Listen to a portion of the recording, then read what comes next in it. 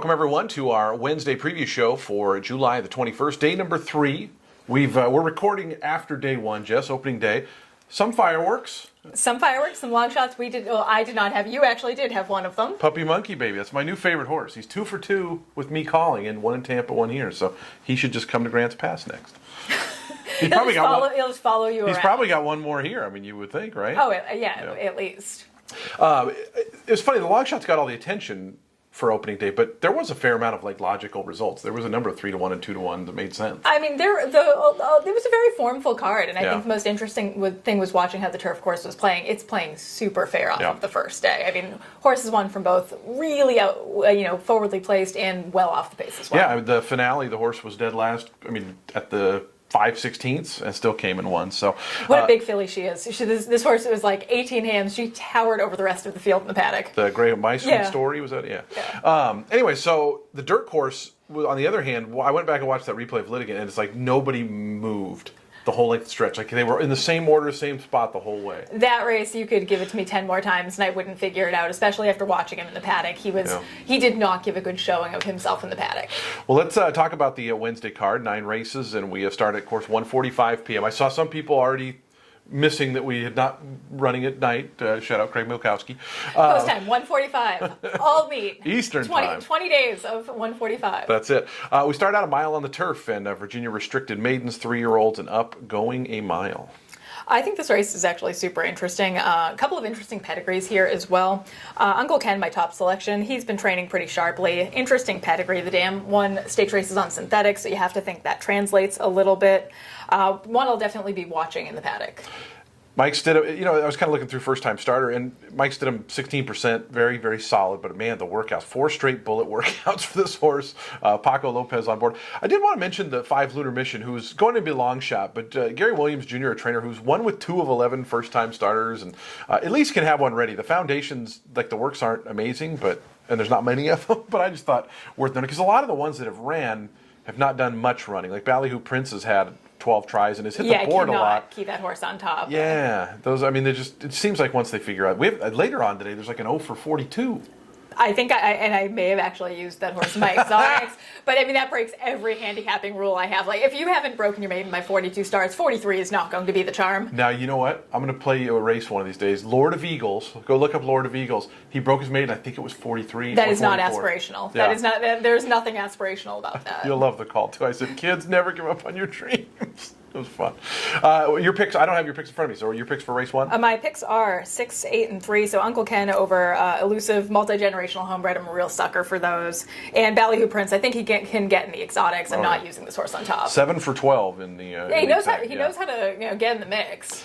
And those horses often get overbet, but if you are playing a try, you can maybe key him in one of those spots or something. Because I think people just see the consistency, like, well, he's going to be around, and I just always think today's the day. Somebody's just liable to improve or run bigger, especially the lightly raced ones. I would rather go in a maiden race when a couple of horses have had every chance and have not shown anything. Yeah. Go with the one. At this point, a first-time starter could be any kind. Yeah. We could be looking at the next Secretariat and not know it.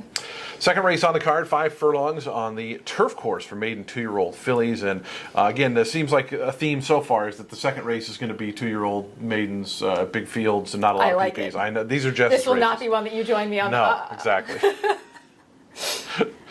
So I have a lot of thoughts here. Okay. Number 9, Amazon Queen. Yep. First-time starter, serious pedigree here. Her dam won over $500,000, was a stakes winner in Canada, has also produced a turf stakes winner. My only question mark with this horse, and I really want to see her in the paddock, she's bred really to go a lot longer than this. I think this race is going to come up a little short for her. But maybe she comes into the paddock and presents like a horse that can have the physical capabilities to sprint. So stay tuned to what I see down there. I'll be sure to be tweeting it, and also you'll be hearing my voice talking about it. I also like Jackknife. This is another one that, again, maybe better around 2 turns, but the dam was a half to grade 1 winner, Constellation. Her only win came on turf. She wasn't much of a racehorse herself, but kind of an interesting pedigree there. When you see a horse like Jackknife, who is $85,000 stud fee for Ghost Sapper, but sells for $16,000, does that tell you there's something conformationally not good with the horse? I don't think so. Ghost Sapper has been such a useful, productive sire, but they don't sell that well. Yeah. They're really useful. The Ghost Zappers are not the ones I think of that are bringing, these massive 7-figure price tags. So that's not alarming. For me, it's more like when you see these American Pharaohs or the Tappets. If you see a budget Tappet, that is really where I go, oh, there has to be something. How cool was Ghost Zapper as a horse, though? Ghost Zapper was cool. Oh, man. Your picks for race 2, Jess? 9, 2, 5, and 6. 9, 2, 5. My buddy Chris Carpenito, September 25th birthday, he always bets 9, 2, 5 straight tries. Maybe he and I will both be right. I will let him know to bet this race.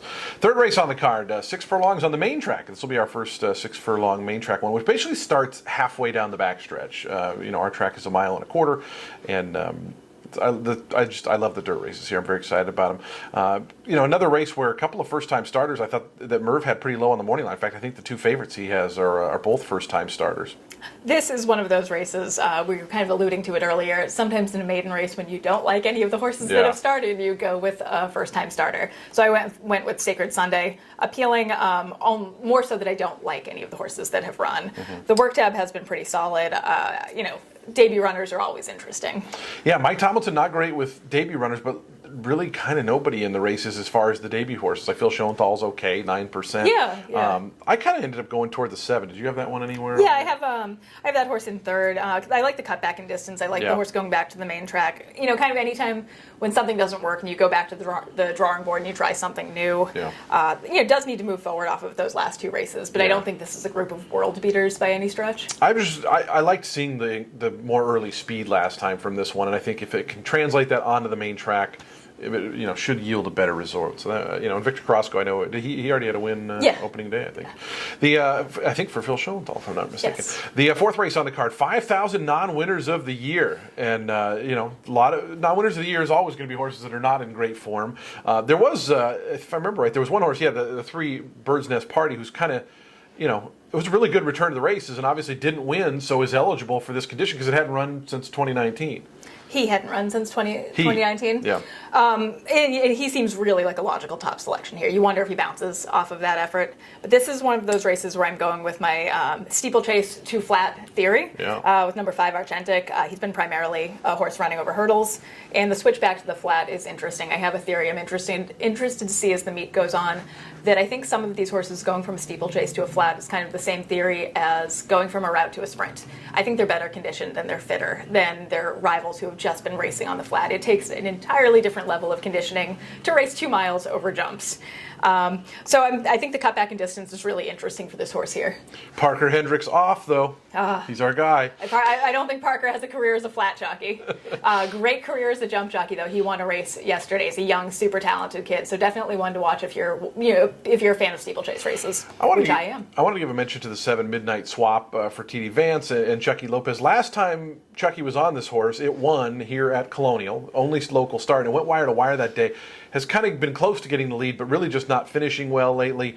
This is obviously a pretty restricted class level, and honestly, kind of the first time this horse has been back on grass in quite a while. So I thought maybe a little bit of a wake up potential there. No knock rate I think is going to get some support, just having some speed. And you worry Sky on that horse's best day can contend in this kind of race. It was actually second here last year, I believe it was. Yeah, I think he looks well spotted here. I think he's coming in. He should be able to run his race. Your picks for race 4, Jess? 5, 1, 3, and 8. 5th race on the card. We start the pick 5. Nobody had the pick 5 opening day. It paid $5,500 for 4. I mean, it was tough sledding the last this part is of the some tough card handicapping. The racing office made us really do our homework here. Mile and a 16th on the inner turf, and maiden claimer 25,000. I was kind of drawn to Pearl Girl, the 3, just because of the class drop for Michelle Lovell and Colby Hernandez. No real form, but just going off the class drop. No real form at all. Yeah, where did you steer in this race? I went with number 6, Peppy Surprise. I knew it. I know. I mean, the foundation, it looks like this horse has a good foundation for her career debut. That really, I think, should work to her advantage going 2 turns. She's been training steadily and for a while, so it looks like there's a really good bottom to this horse. And again, I like first-time starter. They're always interesting. One horse I also like on pedigree alone, number 5, Color Crush. Big step forward in her first try on the grass. But looking through her pedigree, some real back class there. Her dam's a half sibling to Nick's Go. Ah. They're very fast. Yeah, extremely fast, Nick's Go. Yeah, 25,000 Delaware. Yeah, I mean, you got to think ballpark similar. I mean, obviously it's the same I think price, they all but- look pretty conservative. Like the Yeah. first-time starters look conservatively spotted here. Yeah. It should be an interesting race for this one. Your picks for the fifth, Jess? 6-5, 3-1. Sixth race on the program is a 5.5 furlong turf sprint. These might be, I think my three favorite races here: the 5.5 turf sprints, the 7 dirt, and the mile and 3/16 on the outer turf course. Those are my three favorite Colonial ones. So I love these 5.5. They start kind of right in front of me. They're just fun to watch.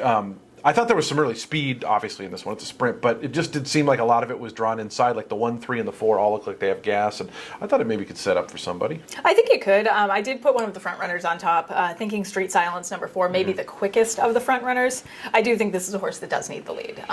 So he's going to be really reliant upon braking well and how much gas he has left in the tank, because he's going to have some pressure out front.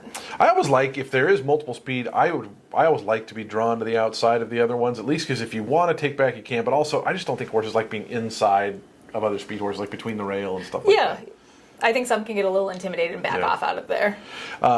Little Lion, for some reason, I thought a little interesting. Didn't run a jump last time out, but the 1-2 back was okay. Gets Lasix for the first time. Just a big long shot, but again. Oh, I have him in second. Oh, okay, good, yeah. good. So for me, feel better now. handicapping any sort of conditional races, less starts the better for me. I think horses can get really stuck in their conditions, and this one's one of the more lightly raced horses in this field. So I think he has some upside. He still has a lot of room to improve. It's at a certain point you've seen everything these horses have to offer, and he's doing something different. He's getting Lasix. There's room for him to move up. Yeah, big field. This Wednesday card as a whole, we saw all the stakes and allowances and stuff the first couple of days. A lot more claiming based, restricted claiming based. So a different kind of handicapping. This is salty. This is really the kind I really like. Yeah, that's. I'll never forget my buddy Steve, who you met with Equibase. We did a handicapping seminar for the Breeders' Company. He goes, "How do you handicap them when they're all good?" Yeah, I mean, I cut my teeth at Suffolk Downs. This is more my speed. Your picks for the sixth? 4, 8, 7, and 12. The seventh race on the card, 10,000 non-winner of 3 life runners going a mile on the turf course, and I thought a lot of bad form in here, but I thought there was.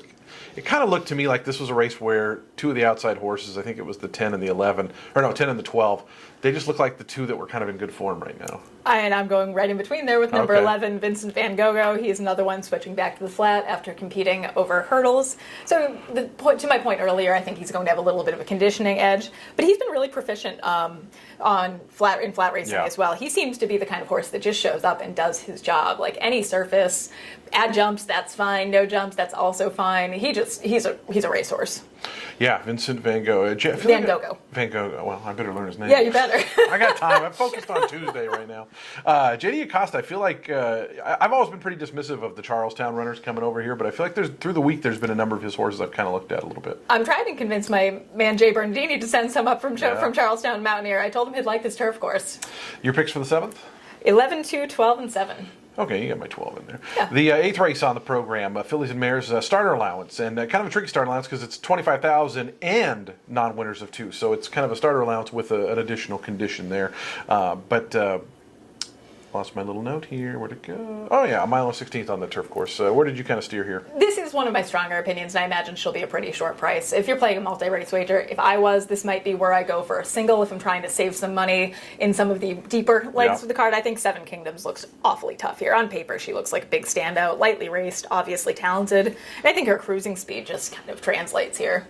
So what's interesting is 8 to 1 on the morning line. Merv, I'm not sure if you got this one right, but we'll see. We'll see. I think we were nice to Merv yesterday, so we can be mean to Merv a little I am bit. not. I refuse to be mean to Merv because I do not. I would be even worse at this. Okay. So, but we'll see. Well, I will say, to side with Merv in terms of the line, like the speed figures for this one, at least on Briz that I use, are not that high, and so it kind of, they have the horse ranked 7th on Prime Power, so Merv might be right down the, and you might just be liking a good price horse. That's true. Maybe I'm clever. A few things better than an 8 to 1 single in my book. I thought some other horses to mention in here though. Both the 6 and the 7 Lady Dominance were somewhat price horses on the morning line, who I thought had done a couple of good things. Lady Dominance in particular, coming up from Gulfstream. I just thought one that seems to be capable on its best day for Paco. I think this is, Witty Banter is another one I used. I think she's knocking on the door of sort of a breakthrough effort. She's been catching some pretty legitimate fields, but the turf is a question mark. And yesterday, there were a couple of horses trying turf, turf for the first time. So Yeah. by yesterday, I mean Monday, Yeah. not Tuesday. There were a couple of very short priced horses, looked Yeah. very legitimate on paper, trying the grass, did not pick up their feet. Yeah. So, it is tough to take a horse doing something for the first time.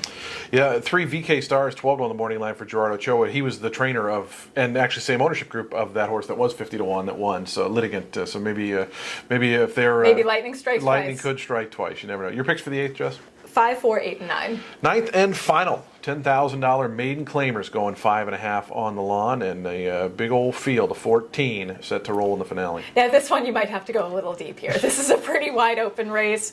I went with number 1, Scar the Man. Interesting first-time starter, half sibling to his Turf Stakes winner, and I think he's pretty conservatively spotted for his debut. So worth a look, certainly in the paddock. Yeah, he's got actually, the Brisnet has all these little positive things, and debut maiden claimer, the trainer's 33%, breeding suggests he'll like the grass, breeding suggests he'll like the sprint distance and all that kind of stuff, and 20 to 1 down on the inside. Who did I have start here? I had a big fat star in this race. Number 10 horse, Midnight Rider, was another big long shot. Knowing nothing about the breeding, knowing just that the trainers hit with a couple of first-time starters over the years at decent prices, and Baltzar Galvan, a pretty solid barn that is in general a profitable barn to bet, and so I just thought maybe worth a look at a big bomb price. But yeah, there was Cara Moore was one I thought I could make a little case for. Second Encore was the 0 for 42 horse, the number who I used in my super. At least I didn't use in my top 3, but Yeah. I think he can ruin a superfecta for sure. Yeah, when he hit the board 2 back or 3 back. There you go. At 25 to 1. Maybe 43 times is the charm. The way we're teasing about this Oh, horse, for he's going to air. win. He's going to Yeah. win by daylight, Yeah, looking forward. like a tremendous machine. Some kind of machine. We're going to be back, of course, Wednesday racing. First post at 1:45 p.m. If you want to catch these previews, we usually post them a couple of days ahead of time. You can always hit the subscribe button. That way you'll be notified of when new videos come out. They're also on the Colonial Downs website and social media platforms. So for Jessica Paquette, I'm Jason Beem. We'll see you guys for the Wednesday card. Good luck, everybody.